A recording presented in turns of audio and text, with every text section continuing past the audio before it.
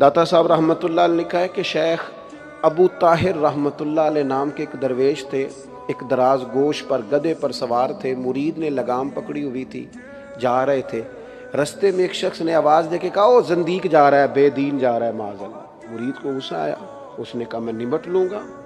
داتا صاحب فرماتے ہیں شیخ ابو طاہر فرمانے لگے جلدی کیوں کرتا ہے، گھر چلنا، تجھے اس سے اعلیٰ چیز دکھاتا ہوں۔ بڑی مشکل سے ٹھنڈا کر کے اسے گھر لے آئے، گھر لا کے نا الماری سے خطوط نکال کے دکھائے۔ کسی نے شیخ ابو طاہر کو کہا تھا آپ اس وقت شیخ الاسلام ہیں، سب سے بڑے بزرگ ہیں دین کے، کسی نے لکھا تھا آپ مجدد عصر ہیں، کسی نے لکھا تھا ولی کامل ہیں۔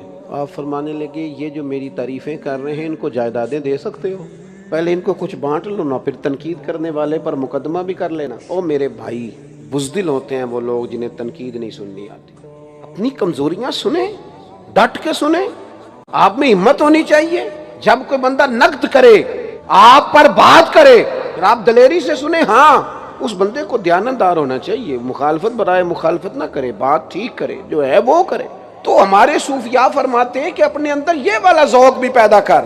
ہوتا کیا ہے، حضرت عمر فاروق رضی اللہ تعالیٰ عنہ فرماتے ہیں جو میری غلطی مجھے بتائے میرا دوست ہے، اس لیے کہ وہ چاہتا ہے میں ٹھیک ہو جاؤں، اس لیے ڈھونڈ ڈھونڈ کے لاتا ہے میری کمزوریاں، لیکن ہمیں تو بندہ اچھا لگتا ہی نہیں جو ہماری غلطی بتائے۔ بعض لوگوں کا بس نہیں چلتا، آپ یقین کریں وہ تنخواہ پہ بندے رکھیں جو صبح و شام ان کی تعریفیں کریں۔ میں ایک جگہ پہ مجھے بلا لیا گیا جلسے کے لیے، اپنی ترتیب سے میں حاضر ہو گیا، اسٹیج پہ پہنچ گیا۔ اب تھوڑی دیر گزری تو مجھے انہوں نے ایک لسٹ تھمائی، ہاتھ میں دی۔ اس لسٹ کو میں نے کھولا تو اس پہ لکھا تھا فلاں صاحب کی صدارت ہے آج کی محفل میں، فلاں آدمی کی سرپرستی ہے، فلاں ہمارے مہمان خصوصی ہیں، اور فلاں فلاں نے خصوصی طور پر اس محفل میں تعاون کیا ہے۔ تو تمام کمپنیوں کی مشہوری کے لیے کارڈ مجھے تھما دیا۔ اب وہ میں نے لپیٹ کے جیب میں ڈالا اور میں اپنی گفتگو کر لی۔ ابھی تقریر میری مکمل نہیں ہوئی تھی کہ وہ میزبان آئے اور میرے کان میں آ کے کہنے لگے وہ مہربانی کریں 2-4 نام آپ لے دیں۔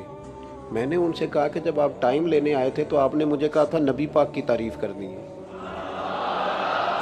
کرو مدح اہل دول رضا، پڑے اس بلا میں میری بلا، میں گدا ہوں اپنے کریم کا، میرا دین پارا انا نہیں۔ آپ نے کہا تھا حضور کی تعریف کرنی ہے، کر دی۔